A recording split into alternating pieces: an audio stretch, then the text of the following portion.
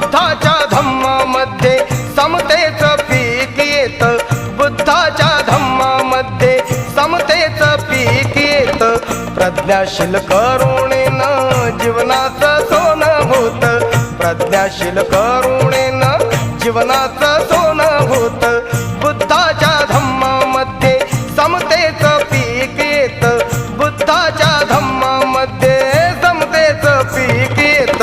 प्रज्ञाशील करुणेनं जीवनाचं सोनं होत, प्रज्ञाशील करुणेनं जीवनाचं सोनं होत.